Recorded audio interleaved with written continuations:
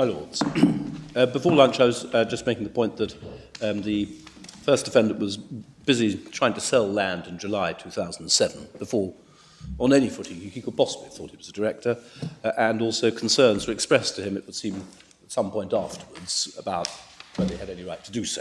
According to counsel's, for the Crown's final speech, he began to negotiate the first sale somewhere around March, April.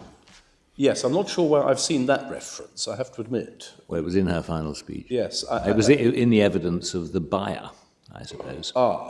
Yes, my Lord. There is quite a lot of evidence of the buyers. I don't, whether it was Diane Weeks who... Diane Weeks, Mr. Diane Weeks, that's right. Yes. Anyway, there we are. That's just discussions. Yes. The fact you rely on is he actually sold it as director. Indeed. And also, there's also a letter which he writes to Mr. Ryan, which you see at bundle 6129. I'll just give the reference, where he says in terms, we were negotiating for a sale in July, August. So, and he's trying to explain to Mr. Ryan why he's not prepared to go ahead anymore with Mr. Ryan. But again, the point is, there he is, busy negotiating away, notionally on behalf of the company, in July 2007, when he hasn't got a shadow of a right to do so. But if you think that you are in the process of acquiring a company, Yes. Is it necessarily dishonest to begin the negotiations with the prospective purchasers? No, it's not necessarily dishonest on its own. What does matter is if on the 1st of August you it's really to add to the other points. Yes, he started this process early on, so it looks very much like a designed plan he has, rather than just as well, I was originally honest and then later things turned out, so I had to be dishonest. My Lords, the other point I wanted to mention is this, that the sales and other transactions were plainly taking place behind Rooney's back. And I just want to give you the references for that. First of all, Rooney says he found out about the share transfer after the event. He says he found out from Wood on the 8th of August 2007. And you get that from his oral evidence, from Mr. Rooney's oral evidence in bundle 2, tab 18 at 704. And there is a series of references when he talks about this conversation. And again, bundle 2, tab 20, 839 and 843 to 844. The first is 18704, the next is 2839. He found out from Wood of Wood's sale. Yeah, yes. And according to Rooney, Wood had told him that Cassell said that Rooney was dead, by way of explanation. And that's in the...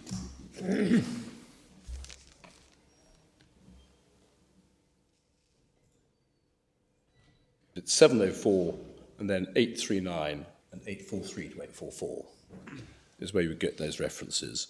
And then we do have an email on the 10th of August 2007, which I think my learned friend took you to, which is in volume 6. I noticed the 844 was cross-examination. Yes. Is appellant's counsel put it in cross-examination that there was a heated disagreement. Yes. With Wood.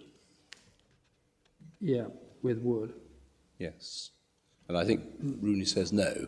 I don't think there was. No, Rooney said there wasn't raising of voices Yes. wasn't raising of voices, and that he was about to be having open surgery, etc. Yes. But the point is that there was some sort of discussion which didn't reach an agreement, which appears to be in late,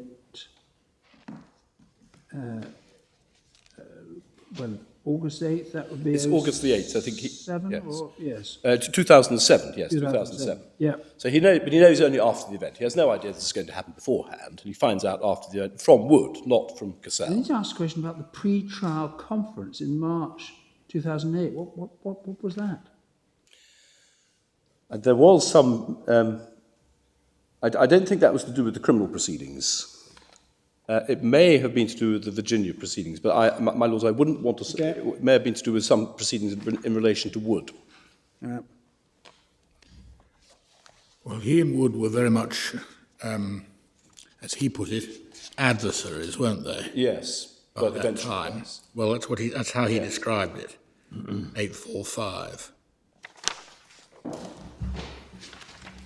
Were you and Mr. Wood going to retain the same attorney to represent you? Why on earth would adversaries do that? Yes. Says Mr. Rooney. He made a rather colourful, he used a colourful metaphor to Yes. describe Mr. Wood's tightness. Yes. He wants to get the tip back.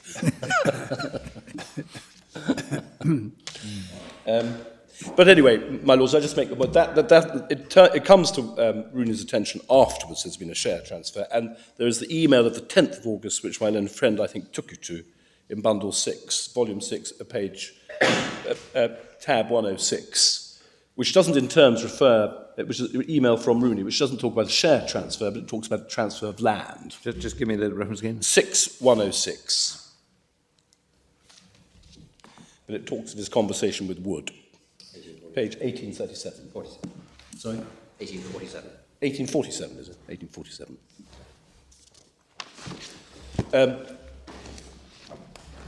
Rooney does find out that the land is up for sale on a website. It would seem the estate agent's website, and he finds out about that in August 2007. And the references for that, volume 2 at 706 to 7, 839, and 843. I think the first is his examination in chief, the next to it, a cross-examination. So he knows that the land's up for sale, it seems, by Cassell. Yes. He discovers about the application. He finds out about he finds out that the company has been struck off the register because he finds out about the application to restore the company to the register on the 24th of September, 2007. And you get that from his examination in chief, volume 2, at page 708. So he doesn't know at this point, on the 24th of September, that it has been restored to the register. All he knows is it's been struck off and there is an application to restore.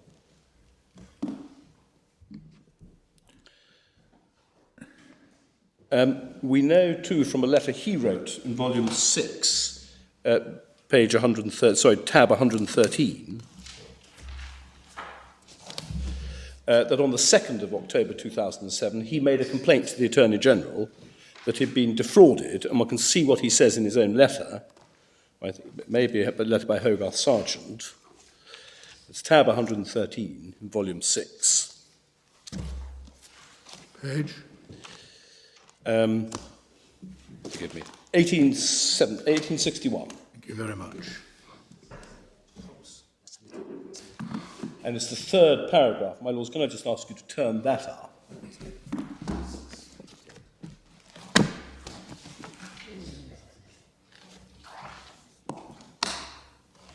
This is a letter written on 24th of March 2008 by Hogarth Sargent, but it refers to some of the previous history. And it's the third paragraph down on 1861. On October the 2nd, 2007, Mr. Rooney made an informal complaint to the Attorney General about the fraudulent and criminal activities being perpetrated against him by Cassell. The Attorney General forwarded Mr. Rooney's complaint to the Chief Justice. How far is this admissible? I mean, was there evidence about this? This sounds, this is on its face just hearsay. Well, this is being written by his own lawyer.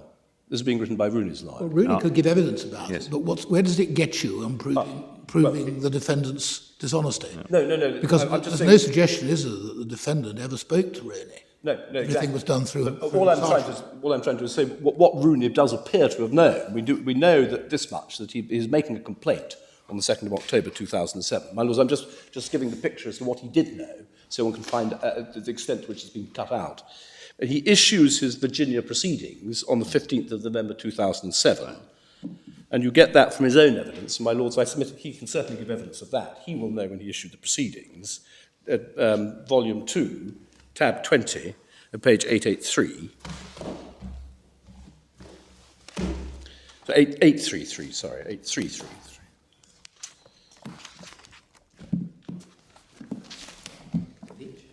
833, volume, tab 20, 833. And then, my lords, we don't have those original proceedings, and it's not possible to tell from the amended proceedings what was added in the amended proceedings. Well, according to Rooney, what was added was the Cassell and Lewis Company. Well, indeed, yes, but when one looks at the amended proceedings, it may be, there's no indication of what the bits are. That's one of the amendments, that's no doubt. The other difficulty is working out what the other amendments are. But what he does say, what was in his original complaint, at page, I think it starts at page 851, at line 16. This is cross-examination of Rooney. Did you ever ask Cassell and Lewis for an accounting of the sale of lots? Yes, we did. When we filed the initial complaint, it demands an accounting on 15 November 2007, within 15 days of the first batches of lots having been transferred in the registry. And we had a show cause order to show cause, said he had to show cause why he should not be held in contempt of court for violating the terms of the order. The words willful failure to appear as a separate offence, and he was served by Winston Ryan, the bailiff in Montserrat. He absconded on the court. And then 853, line 19. When did you ask Cassell and Lewis for an accounting? When he was served with the complaint by the bailiff, Mr. Winston Ryan, on Friday, 30th of November 2007, and a second time, on 12th of December, when the Secretary of the Commonwealth filed the certificate of compliance with the Clerk of the Court, the Circuit Court of the Fairfax County Court in Virginia, that he'd been served a second time, and with the amended complaint he'd been served twice more, and then once more after that by Winston Ryan on the show cause order, show cause why he should be held in contempt of court. Then you amended the complaint to add Cassell and Lewis, yes, the additional lots among other things. So in other words, the complaint is amended. It would seem there were complaints about the original lots, which had been sold by the 15th of November in the first complaint, and then the amended complaint adds in references to the other lots. And that's why, when you look at the amended complaint, it seems it's a complaint about all the lots. The answer to my question about the pre-trial conference comes at the bottom of 852. I will be obliged.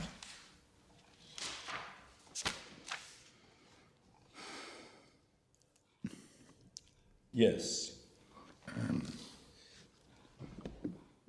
It appears to be in relation to the first complaint. What's the fake address point? My lords, I wasn't totally sure. I think it's been suggested that Rooney had used a fake address, and he's been cross-examined on that. I see. Rooney? I think, my lords, that was the point of the cross-examination. No, that's Rooney saying he was using. Yeah. We found he was using a fake address, so it must refer to someone else. It looks as if it refers to either Cassell or Wood, but it might be either. And in any event, it was, well, unless you tell us it was ever brought home, it doesn't look as if it was. Yes, well, my lords, I don't place any reliance on any question of fake address, but, my lords, what I do say is significant is the Virginia proceedings were issued on the 15th of November, and he does give evidence as to how the service took place, and one presumes that is because he has seen records which show that, and it is not challenged on that.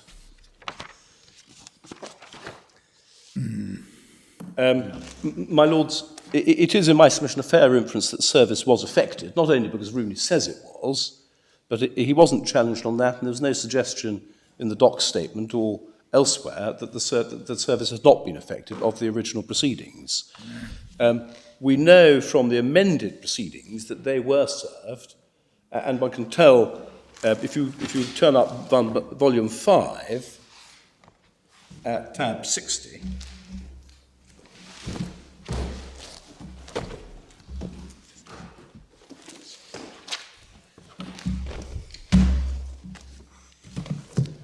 you can see what looks very much like a standard form, which has to be filled in for as an affidavit of service.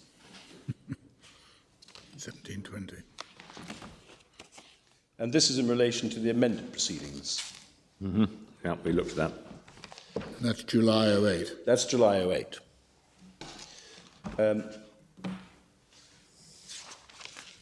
And in the same bundle, tab 57, we have the affidavit of service, which was sworn by, it seems, Yeah. Although it's not very helpful at 1700, it doesn't tell you anything. But, my lords, that is apparently the affidavit of service. So, my lords, I submit the inference can properly be drawn on the evidence that service of the original petition was made.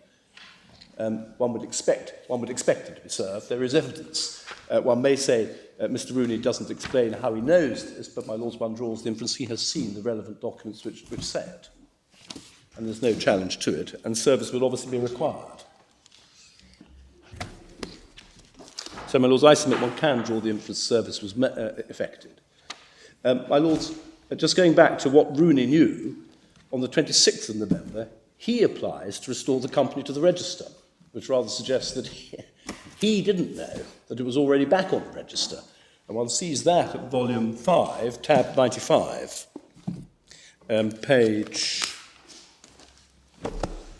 1817, it begins, 1818.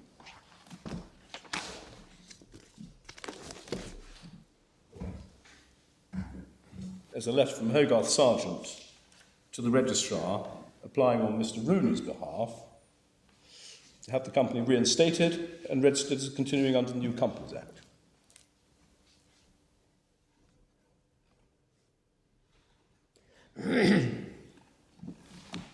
That, in fact, gets knocked back. If you turn to tab 97, page 1822 in the same bundle, 7th of January 2008, the registrar replies, already done that.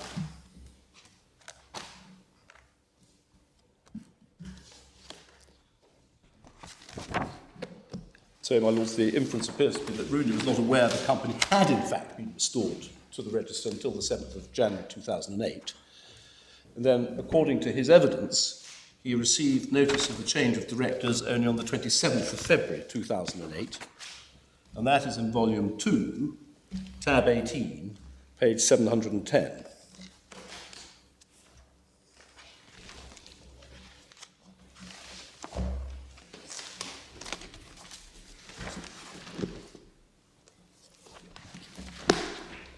It's about begins at line 15. Did you say 710? 710. Thank you. Tab 18, 710.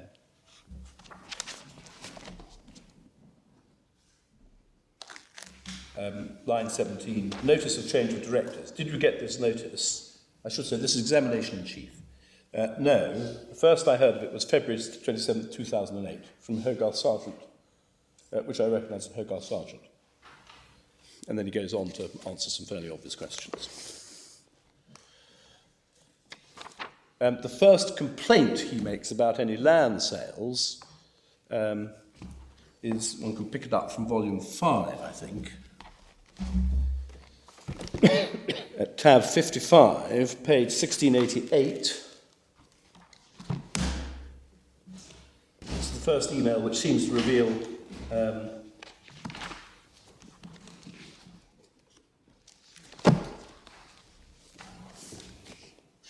sorry, not about any land sales, that further land sales have taken place.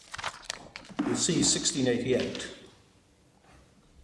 He's complaining to Mr. Sargent, second and third paragraphs, Cassell was served, 4th December, and then despite being served and knowing there's a suit pending, the Virginia Land Registry the records indicate that Cassell received payment of $199,000 on the 11th of January this year from Mr. Krause, and a payment from Mr. Brailsford.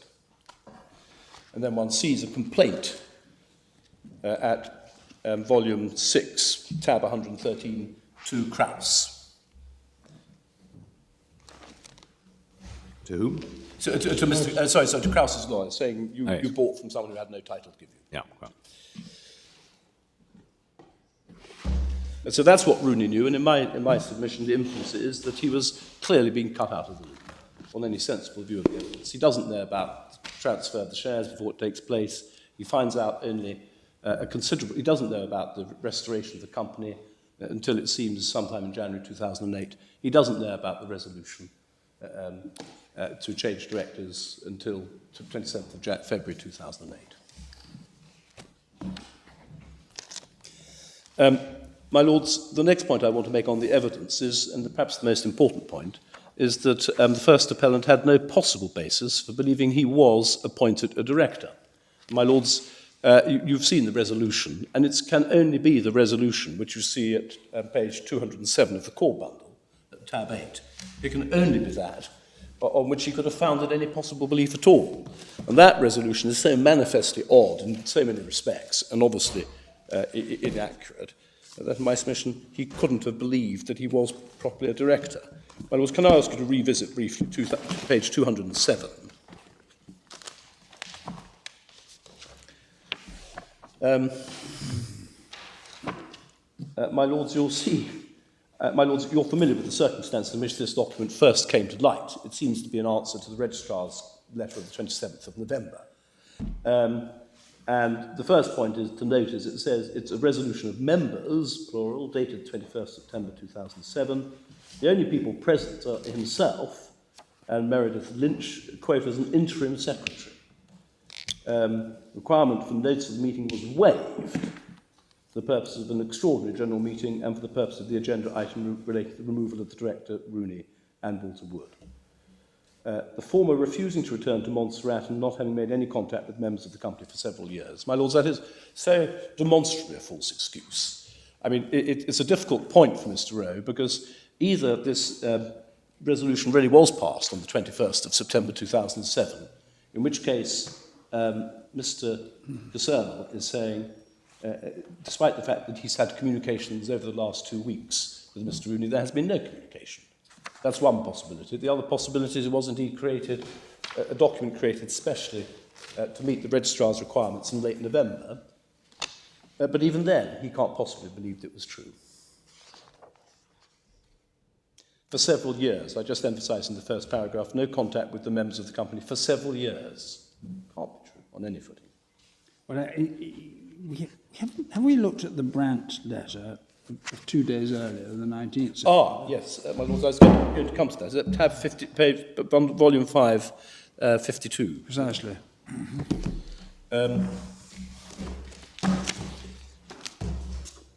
Yes, my Lord, that's exactly where I was moving. It's page 1678 in the record.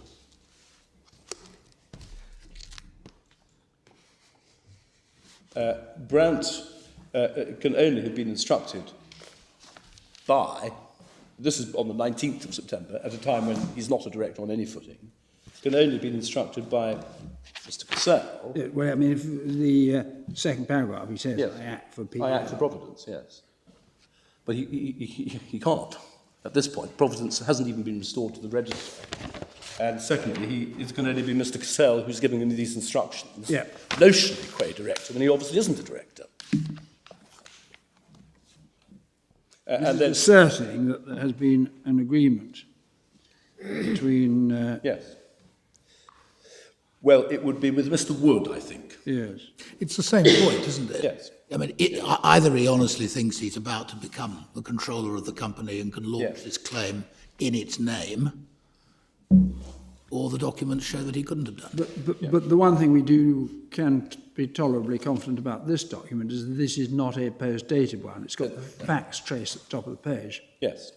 No, it's not suggested it's post-dated. But also what it does show, my submission, is that there is contact between Rooney and Cassell on the 19th of September. And my Lords, therefore, the excuse for not giving notice to Rooney is completely untrue, I mean, demonstrably untrue. And my submission, the more important point, is not only is it untrue, he must have known it was untrue. It's sensible to see what he could have said. And the problem he has, in my respectful submission, is that he just didn't advance any basis saying how he could have thought the meeting was a lawfully held or valid meeting. It follows from that there was no basis for thinking he was lawfully appointed a director. And my submission, really, that is the heart of my submissions. Because if he couldn't think he was lawfully appointed as director, he couldn't possibly honestly sign documents selling company land as a director. Because this is not asserting that an agreement has been made between the appellant and Rooney. Rather, it's asserting that Rooney has defaulted in his obligation to the company to pay 40% of the stock. Yes. The old agreement with Wood, isn't it? Yes, in relation to the agreement. Being resurrected in the name of PEL Yes, by Mr. Cassell. yes, yes. Yep. But your reference to it is to demonstrate the contact that there was. Yeah. I mean, how can he say I haven't been able to get hold of him for several years when 2 days earlier he's been writing, complaining about it. And also he's happy to write notionally on behalf of the company when he's got absolutely no authority to do so whatsoever, and he couldn't have thought he did. Well, this may be a little double-edged. He evidently, I mean, perhaps these are one of the lawyers who agreed to act pro bono, but he evidently persuaded Mr. Brandt to think that he had authority to act for PEL, didn't he? Yes. Well, my Lord, don't forget he's a lawyer. So is Mr. Brandt. I mean, yes. I suppose you say, well, Mr. Brandt probably didn't know about the underlying position. Is that right? He was just instructed, approached by Mr. On behalf, Cassell. notionally on behalf of the company. Yes, I see. So he took that. My Lord, it is a recurrent theme, I think, in some of the, when you look at the, as well, the purchaser's evidence, they're asked, well, you know, why did you trust this man? Well, he's a lawyer. I took it as read. Trust me, I'm a lawyer. That shows how careful you have to be. But, my lords, one can understand why Brandt and Co. might have, as it were, waived the usual requirements to check there was a proper authorisation, because you're instructed by a lawyer, you've got no reason to mistrust. Mr. Brandt continued to act, didn't he, right up to the Court of Appeal? He did, yes. He certainly acts in 2008. I wasn't aware it was to the Court of Appeal as well. I think so. Well, yes. I mean, he obviously he wasn't. Perhaps one can't infer anything from that. He obviously wasn't disillusioned anyway, to the point of feeling that he'd been deceived. Well, he continued to act for Mr. Cassell, I think, rather than for the company. Yes, fair enough. But anyway, my lords, you have the points. And my lords, you've seen the doc statement of Mr. the appellant. I don't, unless you want to see it again, he simply gives no explanation. And my lords, one goes through the speech which is made on behalf of the appellants, or rather, yes, both appellants. Bundle, Volume 3, Tab 28, 1329 to 1345 is the reference, and no explanation is advanced, even in that speech, as to how the appellant could have honestly believed he was appointed a director. Well, I don't take you to it now, it's just, that's the reference from which one can see the negative. And my lords, I submit that the lack of any honest belief is obviously supported by this particular, two particular points. One I've mentioned, and that is on the 1st of October 2007. He signs the agreement with Diane Weeks as a director. He couldn't possibly believe he was able to do that at the time. And my lords, the very fact that the resolution, which is eventually, as it were, noted, retrospectively appoints him a director to the 31st of July 2007.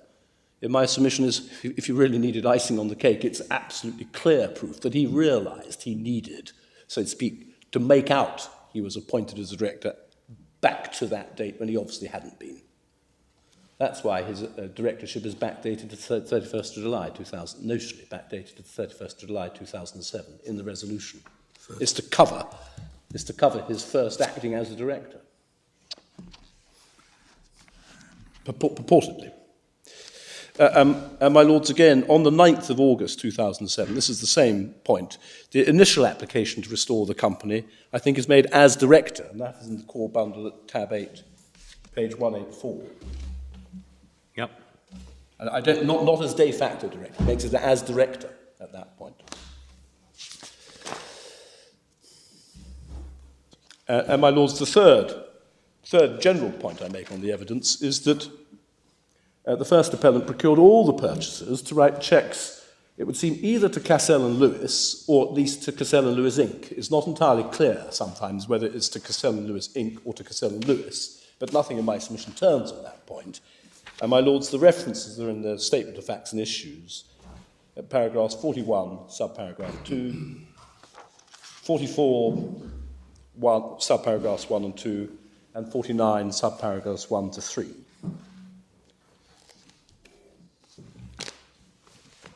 And my lords, it's clear, and it's not disputed, that Mr. Cassell, when he did that, knew that Mr. Rooney was a 40% holder of the shares.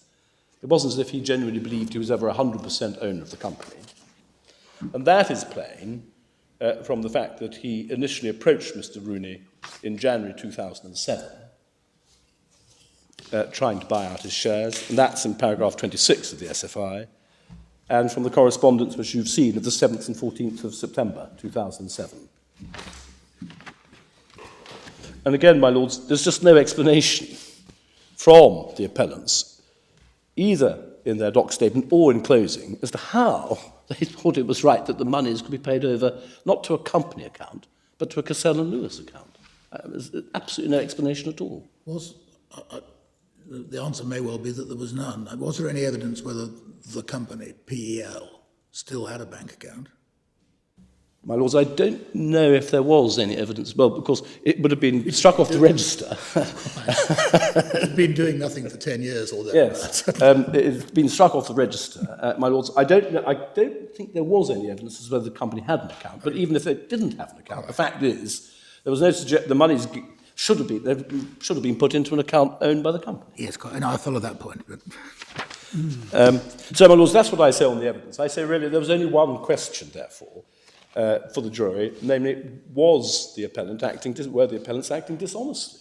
I submit, if you look at that, did they have any honest belief that they were entitled to sell the lands the way they did? I submit, no, couldn't have done.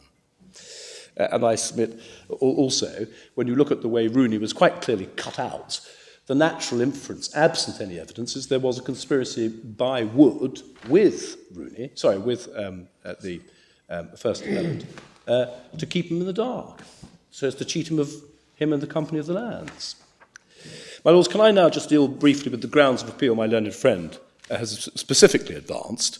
And the first particular point my learned friend takes is the judge wrongly told the jury that the share transfer was unlawful and that the first appellant knew it.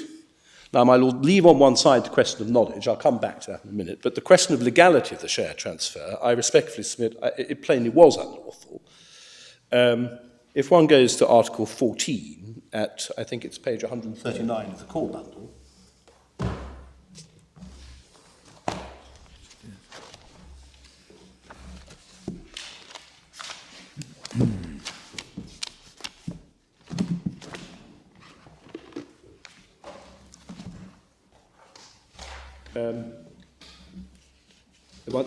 one perhaps has to pick it up at 13. Transfer and transmission of shares. Transfer of any share in the company shall be in writing, and so forth. The transferor shall be deemed to remain the holder of a share until the name of the transferee is entered on the register of members, so it's important that he gets onto the register in respect thereof. Shares of different classes shall not be transferred on the same instrument of transfer without the consent of the board. There shall be paid to the company a registration fee. And then 14A, the directors may at any time in their absolute and uncontrolled discretion and without assigning any reason decline to register any proposed transfer of shares, but they shall in any such case, within 1 month after the time of application for registration, procure some person to take the shares in respect of which such refusal shall have been made at a price to be agreed between the directors and the transferor, or, in the case of difference, to be determined by arbitration, and in the case of directors failing so to do, the transferor's claim to be registered shall be deemed to be approved by the directors and shall be registered accordingly. And, my lords, importantly, the directors may decline to recognise any instrument of transfer, unless fees are certainly paid. And then, right at the end, and the directors may reasonably require, they may decline to register a transfer. And then B, no person shall be registered as a shareholder who's engaged in business competition with that of the company, and any shareholder who desires to engage in such a business or wishes to dispose of his shares must offer his shares for sale first to existing shareholders or to such personal persons as may be approved by the directors. Isn't this peripheral to the question whether there was a conspiracy to defraud? Well, in one sense, yes, but my learned friend says... Had the case been advanced that there was a conspiracy to defraud Rooney by depriving Rooney of his opportunity to buy the Wood slice of the shares, which he would otherwise have done, one could see the relevance of this, but that was never the case being advanced. No. Well, my lords, I'm simply dealing with a point taken against me, namely that the share transfer was, in fact, a lawful transfer, and the judge should have so directed the jury, and had he directed the jury, then that would have made a difference to the verdict. He really should have directed the jury. This was a matter of secondary relevance at best to the issues which they had to decide, shouldn't he? Not necessarily secondary, but it certainly wasn't the central issue in the case. My lords, if in fact it was the case that it goes to the question of conspiracy, whether or not Wood and Rooney, first of all, if the share transfer was A, unlawful, and B... Unlawful in the sense that Rooney had not been given the opportunity to acquire them himself, which he would have readily done because he would have said, oh, I've got a nice little investment here and I'd like to buy those shares. Yes. Well, the prosecution case, had it been put as it might have been, Yes. I'm not sure whether it was, might well have been not so much that Rooney, that this was relevant because Rooney might have exercised the option, the preemption. No. It was relevant because it was part of not telling him what was going on. Yes, it was a deliberate plan to keep him in the But dark. all that only works if you're sure that the defendant had read 14b. Yes. Yes. On the other hand, I suppose 14b is a pretty standard clause in a closed company. Well, certainly. My lords, I'm simply on the point that this was an unlawful transfer. I mean, it's taken the point is taken against me. I mean, this is a bit difficult because it doesn't appear to have worried Mr. Rooney at all. If you look at the document you were showing us a moment ago, 553, page 1681, he happily records that his ex-partner had sold his interests to Warren Cassell. Yeah.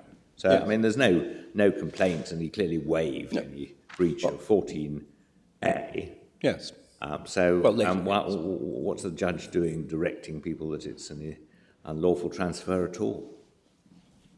Well, my lords, it does have this, it can go to this point.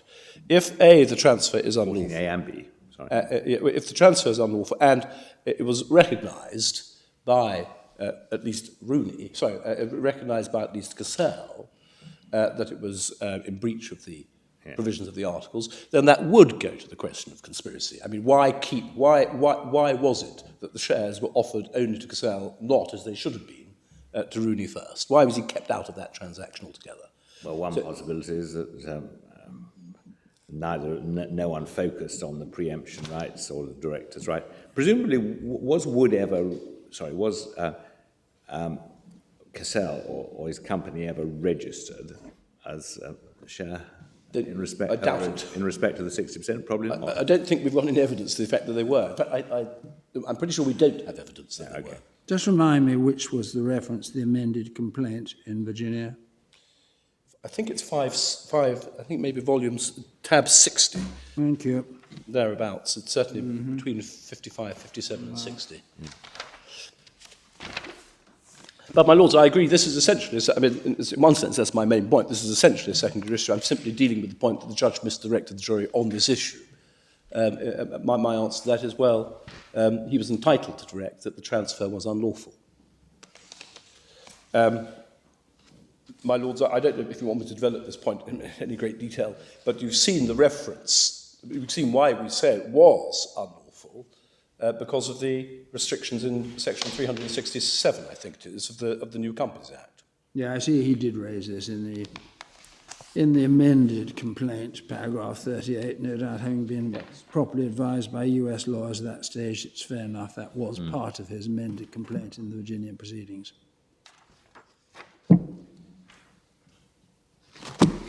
But in any event, my lord, you have my point. It could be material to the question, was there a conspiracy? It doesn't go to the other question, but did Wood and Cassell put their heads together?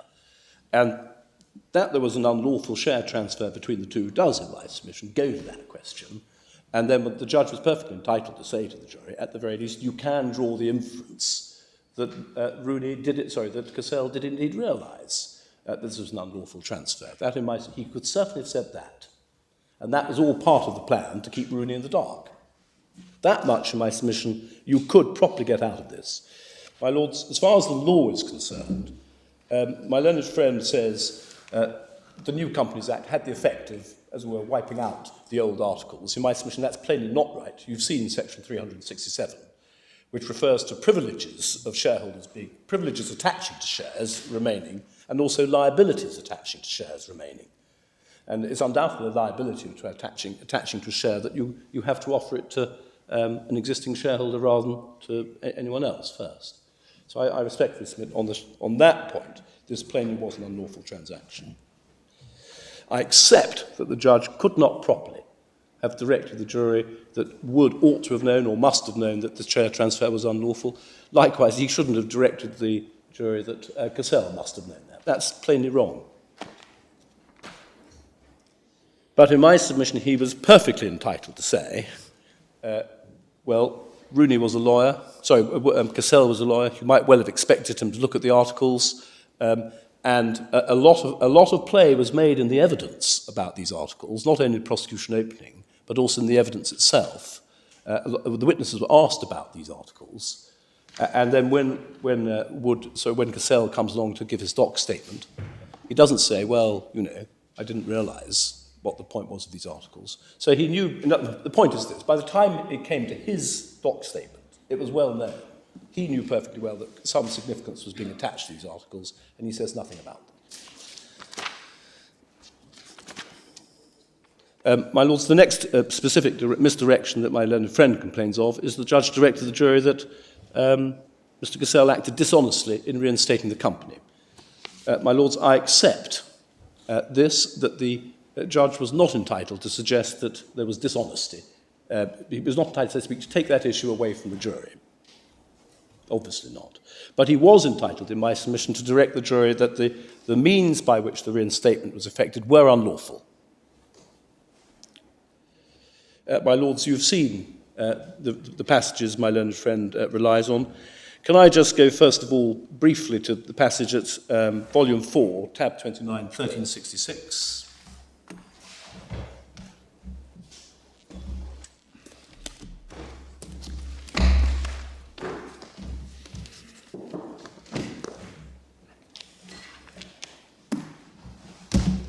Sixteen.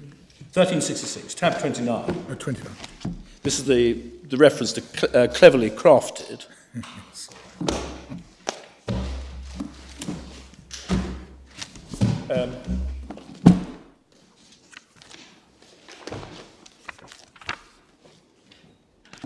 Cleverly crafted and meant to deceive. Yes, I meant to deceive. Well, I accept he just shouldn't have said that. I'm not going to defend that. But what he most certainly could have said is that the application was unlawful, and what is more, you might well think it was. Doesn't much matter what he could have said, Mr. Knox, does it? Well, in my respect for submission, it does. I mean, if one's affecting what you might... Well, the reason why, my lords, is being said against me, that these directions are so off the planet that, as it were, it's a totally unfair trial. In my submission, you have to ask yourself, if that's been suggested, well, what could properly have been said? Which didn't go so far, but could properly have been said to the jury. And in my submission, what could properly have been said to the jury was, well, there was material on which they could act, which led to the inference that it was a cleverly crafted application, which was meant to mislead anyone who read it. The judge in my submission could have said that. My lords, can I just say briefly why?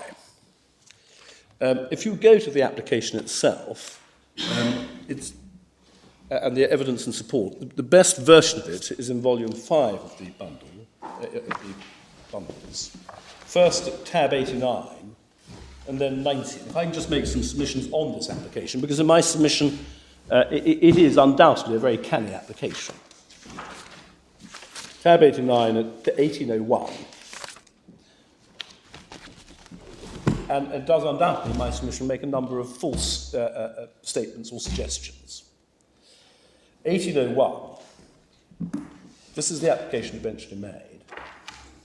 This application, which requires no notice, so in other words, as we're saying to the judge, this requires no notice. He's deliberately justifying why no notice is given, asking for it to be heard during the court's vacation, wants it dealt with without a hearing, and then he attaches the order, and the grounds of application are You'll see again, he repeats the point, there's no requirement to give notice. You then look at the application at tab 90, page 1804,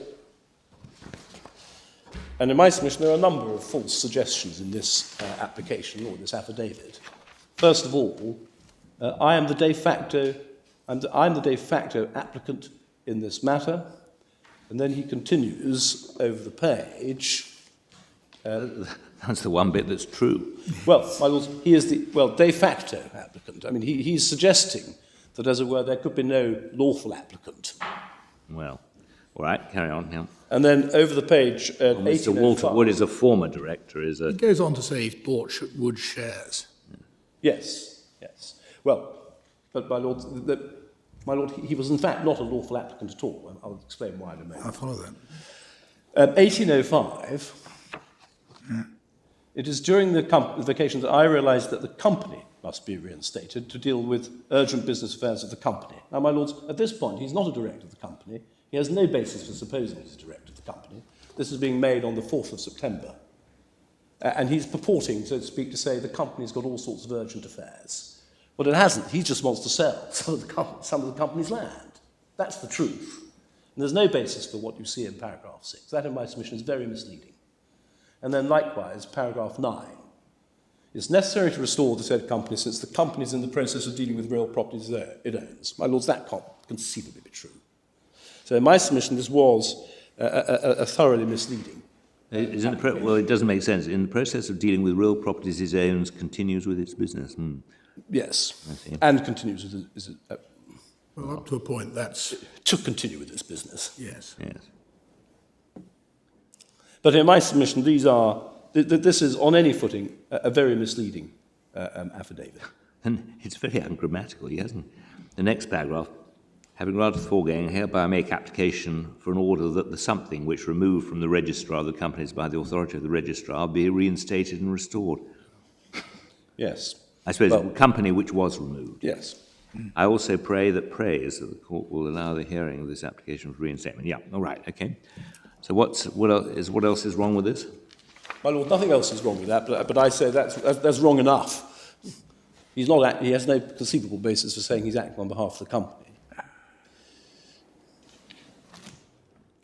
And then 1807, tab 91, is Mr. Wood's affidavit. Paragraph 2, or paragraph 1, he says he's a director and so forth, former shareholder. And then paragraph 5, as director of the company, I support and authorise the application to restore the company to the register in order to complete my transfer of the shares and to allow Mr. Cassell to be appointed as director in my place, and allow him to proceed with the real estate business of the company. Well, that's reasonably straightforward, isn't it? My lords, that would be reasonably straightforward on its own, but this is obviously being submitted as well with the authority and consent of the first appellant. So, in other words, in the light of what he has so far untruthfully said. I agree, on its own, there's nothing... Well, what has he said untruthfully? Just about urgent business affairs, or what? Well, of the company. And in his affidavit of the 4th of September... Well, he's now made it clear that it's real estate business, which is no doubt selling properties and so on. Yes, sorry, my lords, but Mr. Wood's affidavit on its own is not misleading, but what's happening is he's putting in Mr. Wood's affidavit in support of his own false affidavit, to make it look as well to give further credence to his false affidavit. That's the point. His false affidavit saying it's necessary to restore the company since the company is in the process of dealing with its properties. Well, it just wasn't. And he had no basis for saying it was. Because Mr. Rooney knew nothing about any of this, hadn't authorised anything. But do you need to have, in order to restore a company, you don't need to have a director's resolution?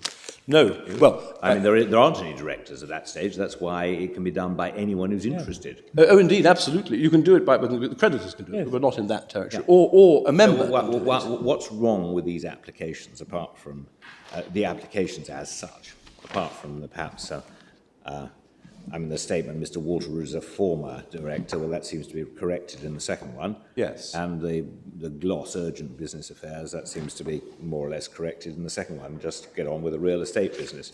Well, on the 4th of September, when Mr. Cassell writes that affidavit, he is not on any footing a director of the company. Oh, he doesn't claim to be.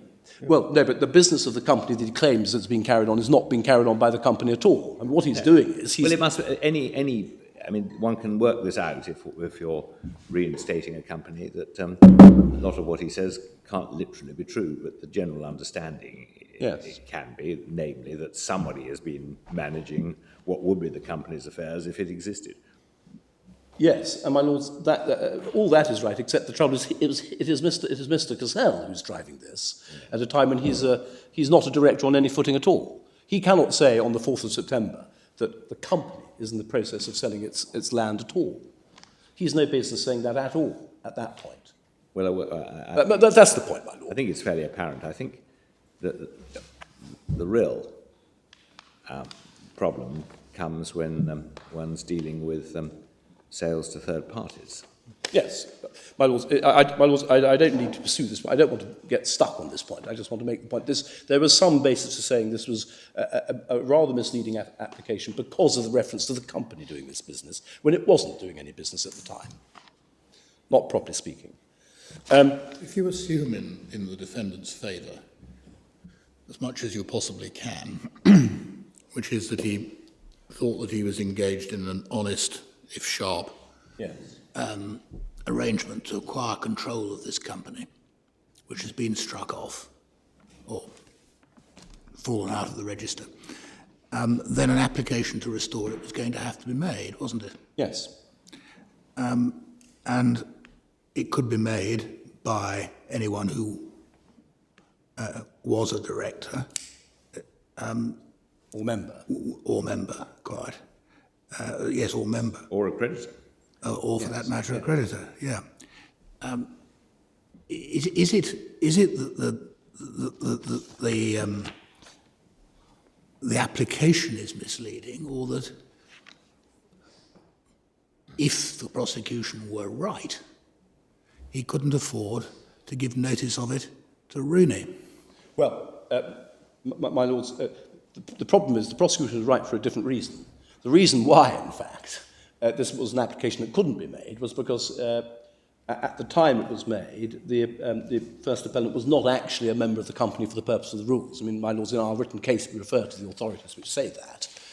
If you're not a member at the time of the striking off, you don't count as a member for the purpose of the relevant section, or indeed as a person who's aggrieved, if you know that. So, but strictly speaking, he got Mr. Wood on board, and yes, all right. The application wasn't made in the right name, perhaps, or originally on the right person, but it was made, so to speak, endorsed by Mr. Wood. So yes, at that point, it's more or less in order, isn't it?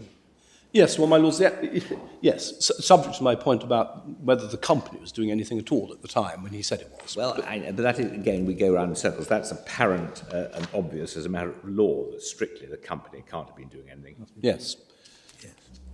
Well, my lords, you have my point on that. My lords, the third point that my learned friend took was that the concealment, essentially what the judge directs is the concealment was to deceive the court. My lords, in answer to that, I submit that there was a degree of concealment on any footing in this application. That is to say, no reference whatsoever is made to the fact that Rooney has an interest, and that's why it is not right to say the company is selling the land, doing anything. I mean, at that point, the company wasn't doing anything at all, qua company. It was just Mr. Cassell on his own doing something, without any authorization at all from Mr. Rooney.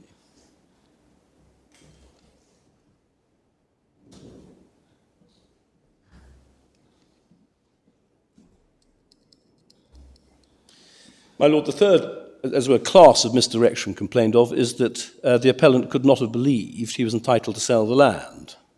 Well, my lords, I accept the judge should never have said that. I can't get round that.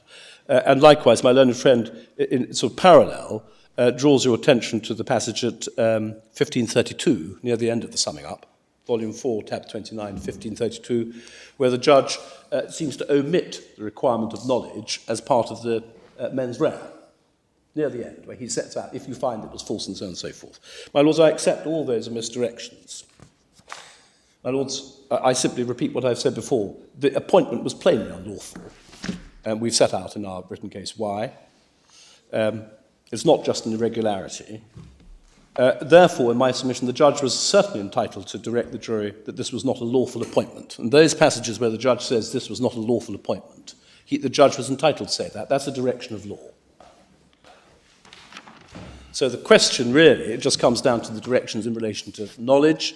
Well, my Lords, what the judge most certainly could have directed the jury, and in my submission would have led to the same result in any event, would be that there was no basis as far as there was no basis in law for believing, or for the first appellant believing that the appointment was lawful. He was a lawyer, but he hadn't given any reasons for why he believed what he did was lawful.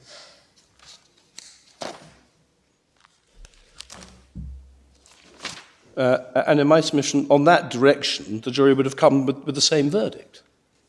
And indeed, just looking at this as an appellate court, I respectfully submit, he hasn't suggested how he could possibly have thought this was lawful. And my Lords, this is not just a matter of implausibility, it's just impossible to see how he could have thought this was right. And if he had advanced some explanation in his doc statement, then one might take a different view, but he hasn't. That's the difficulty with this case. And that's why I say, inevitably, in my submission, even on the correct direction, the jury would have come to the same verdict. It would have been open to him to say, that is the judge, to say, the appellant, the defendant is a lawyer, and while it's a matter for you, you may feel that being a lawyer, he could not have considered it lawful to become a director or to represent himself. Yes, you could have directed that, and you would add, and he has not explained why he thought it was. Was he actually, as a matter of interest, it probably wasn't, but was he entitled, the judge, would he have been entitled to direct the jury to draw any inference from the fact that the defendant didn't give evidence, I imagine, or explanation? No. I imagine not. No. I mean, oddly, he didn't give evidence, but he did give evidence on behalf of the first appellant. Right. Well, he didn't. Imagine there was some cunning sworn statement. Unsworn statement. Unsworn statement. Unsworn statement. Yeah. But the judge, the fact is that that's an option open, and the judge doesn't have power to make. At common law, he might have some limited power to comment. No, the most you can say at common law, Mr. Knox, is when you are considering whether the evidence drives you to the conclusion that he was dishonest, you have nothing to set against. Yes, exactly. Yes. You'd be entitled to say that. And in my submission, if you'd said that, then, my Lords, I submit there's only one answer. Yes. When you add all that to the other facts of the case. So that's really the heart of my submissions. Now, my learned friend says that there were possible honest explanations for the belief which were not put forward by the appellant. And he relies on the Van Stark case. But, my Lords, that's a very different case. That's a murder case where it's well known, for instance, you have to consider questions of provocation and other such matters, which for good reason defence counsel does not himself put forward. Well, in Van Stark, as a matter of fact, I've looked at it since I asked that question. It isn't one of those. No, but you're absolutely right that those exist where it's never even been raised. Yes. But in fact, in Van Stark, the issue which was never put to the jury was lack of intent owing to the effect of drugs. Yes. Well, and that is what the defendant had said when first interviewed by the police. Yes, so there was some basis at least being There was put a forward. basis for it. One can understand, my Lords, one can understand in that situation that the judge has to say that the counsel won't want to advance a defence. Yep. This is not going to help his main case, but actually there is some material to back it up. Therefore, the judge has to put that case based on that other material. Likewise, with provocation. I mean, for instance, if there's absolutely no evidence of provocation, the judge cannot say to the jury, well, you might think he was provoked, because he does appear to have behaved in a rather irrational way, if there's actually no evidence or any material, and so on. So, by my Lords, here we're in a different position. So I submit that the Van Stark line of authority doesn't help my learned friend. My Lords, my learned friend refers to various non-directions in his written case, which we've put forward various answers. But essentially, I'll just be rehashing the same points that I've been making before. My learned friend in particular says that perhaps it's the case that the second appellant was entitled, as majority shareholder, to remove Rooney as director. And so, therefore, perhaps that is some sort of point the judge should have put. Well, to which I answer, well, that's just not what he said. There's no evidence of his thought processes, and not for the judge, so to speak, to invent thought processes which even the appellant himself hasn't come up with. Well, I imagine there might have been some interesting arguments then about shareholder agreements, oppression of the minority, and so on. But yes, but in my submission, the short answer is, if he hasn't said that was even faintly his thought process, and there's nothing in the evidence to suppose it was, well, the judges, in my submission, it would be wrong for the judge to invite the jury to speculate that that might be what he did, or that might be what he thought. There has to be some basis for some theory the judge puts to the jury. He can't just put a theory which is not founded on any material whatsoever. My learned friend also says on the non-directions point that the judge doesn't draw to the jury's attention that in some respects the appellants didn't conceal what they were doing, to which my answer is yes, but there are a lot of respects and they most certainly did. The matters I've already drawn your attention to. My lords, the third ground of appeal is the Virginia judgment. Well, my lords, I accept that the judge should not have said, well, the Virginia judgment provides the answer. Or he should not have stopped defence counsel trying to argue the point. I accept that. But, my lord, I do respectfully submit, for the reasons I've previously said, the judge would have been entitled to direct the jury that the share transfer was unlawful for the reasons I've given. So in one sense, nothing turns on the Virginia judgment because that was the only question it went to.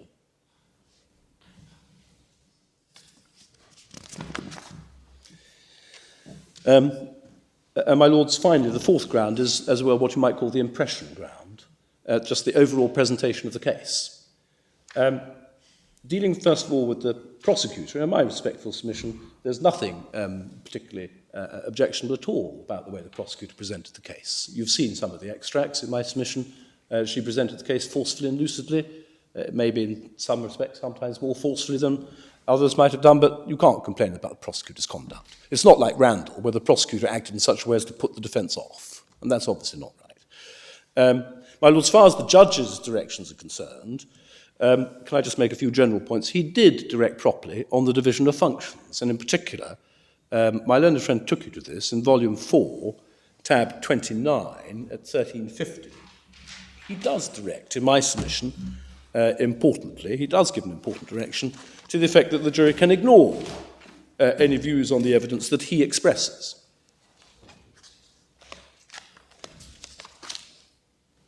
It starts at 1350, line 23. The particularly relevant passage is the line 15 onwards, 1351. During the summation, I may make observations on the facts, and then he goes on to give standard observations. He goes on to give standard direction. Secondly, my lords, the judge does separate counts 3 to 13, that's to say the dishonest procurement counts, from the conspiracy counts, and he deals with that question separately.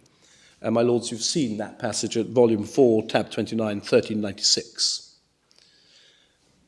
And he does draw the jury's attention to the need to find there was dishonesty. And in my submission, one should not underestimate that point. The jury would have said to themselves, I must find there was dishonesty here. They wouldn't just, in my submission, have said to themselves, well, the judge has told me he was dishonest, therefore I don't need to consider that question. In my submission, that is not a fair effect of the summing up. The judge says you must consider the question of dishonesty, and he gives standard directions on that. My lords, I don't think I can say much more about the summing up. I accept there are defects in it. But I do respectfully submit, there are passages when he goes too far, but there are other passages when he puts the point fairly. It cannot be said this is a case where there's gross departure from what you might call the normal standards of summing up.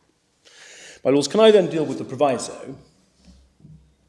And can I go to the statute, which you see in tab 3, I think, at page 2820, in the authorities bundle. This is the Supreme Court Act, and section 39.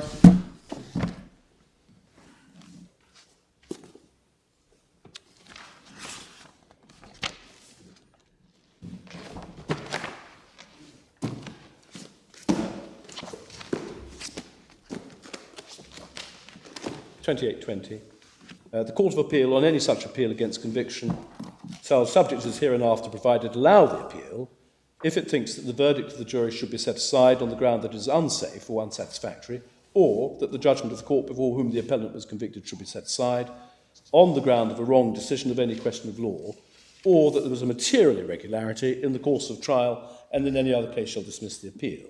That's the Criminal Appeal Act 1907, isn't it? I think it is, although it doesn't use the word substantial miscarriage of justice when you get to the proviso. Thank you. Provided that the court may, notwithstanding the sort of the opinion that the point raised in the appeal might be decided in favour of the appellant, dismiss the appeal if it considers that no miscarriage of justice has actually occurred. Now, my lords, in my submission, this is on any footing the test. This is a statutory test. There's no, so to speak, separate, freestanding, unfair trial test. So the question is there effectively a miscarriage?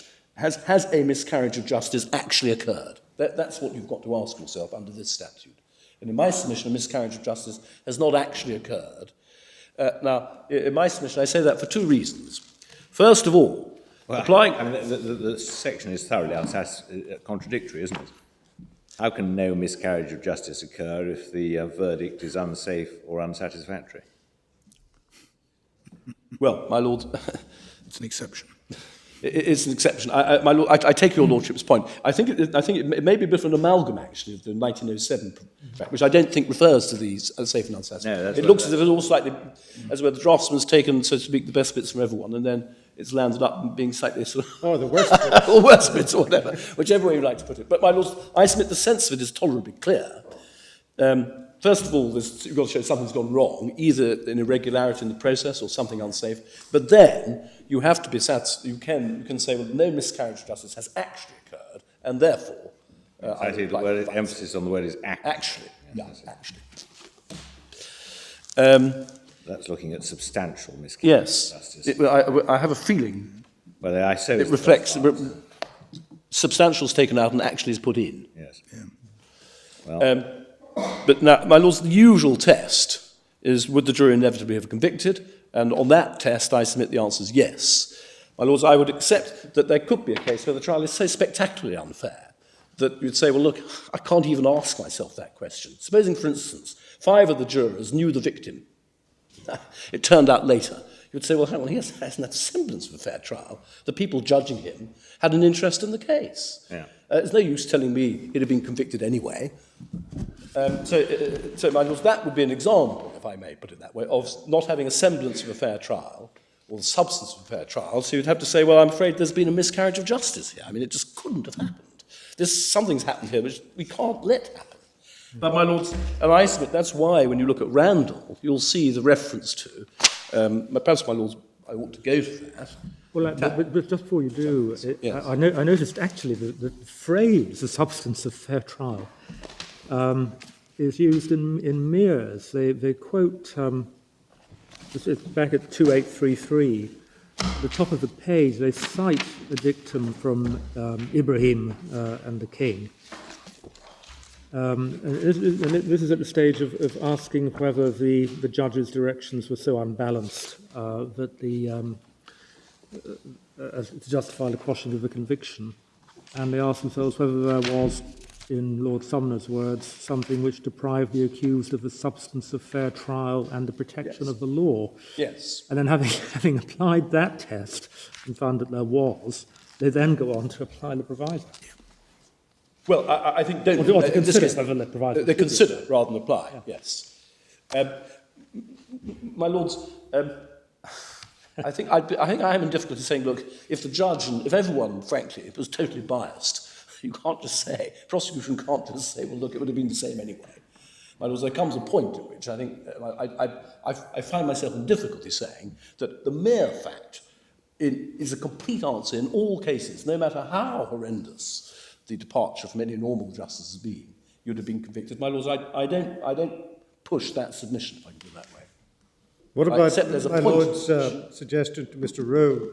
Let's suppose you've got a wholly unfair trial, but there is unmistakable photographic proof. Well, my lords, there may come a point at which...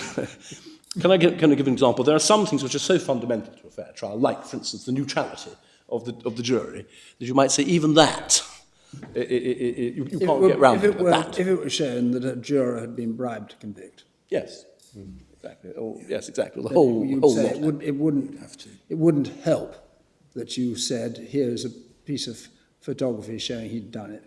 No, I don't think, I'm not pressing that submission, if I can put it that way. I don't think I'm being invited to press it. I'm not going to press it, no.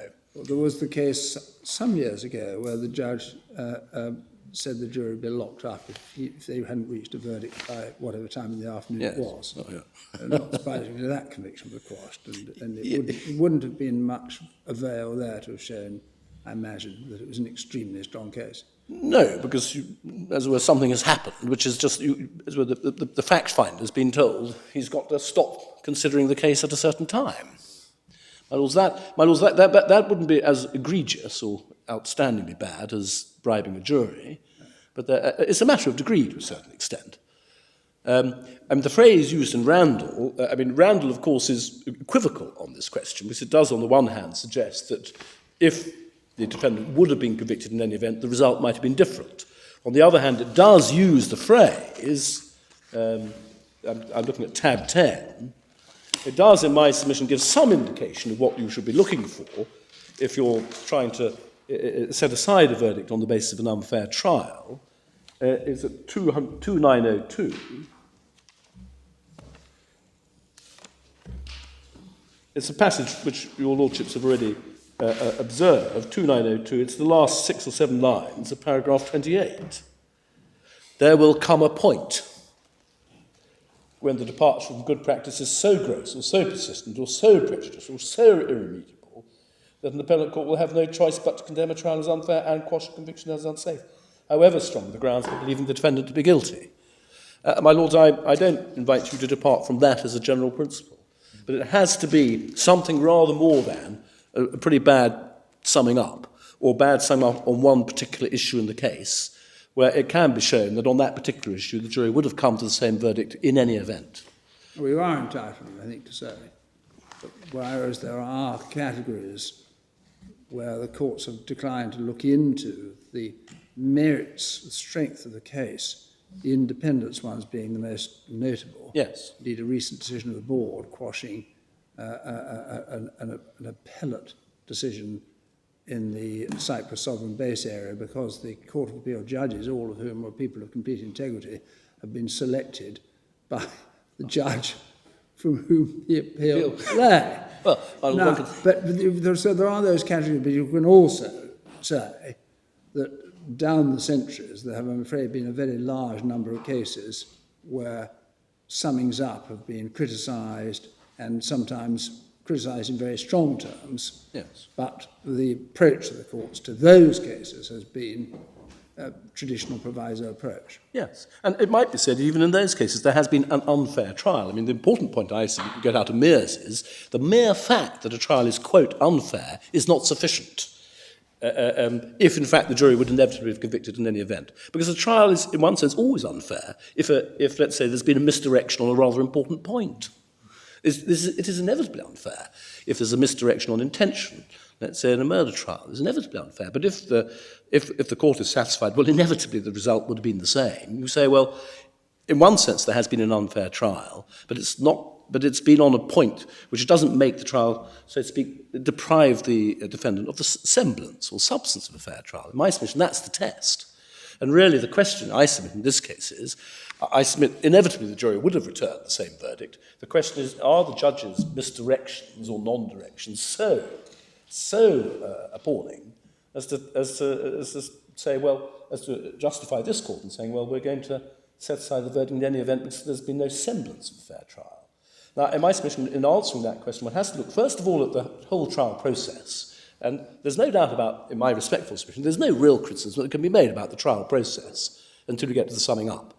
I accept the summing up is too long, but that, in my submission, of itself doesn't matter. And I accept there are misdirections on the question of knowledge. In my submission, that of itself does not take this case out of what you might call the usual category, where you apply the inevitably the same verdict category. It doesn't justify this court saying, well, even though this man would inevitably be convicted, I'm still going to set aside this verdict. It's not so unfair.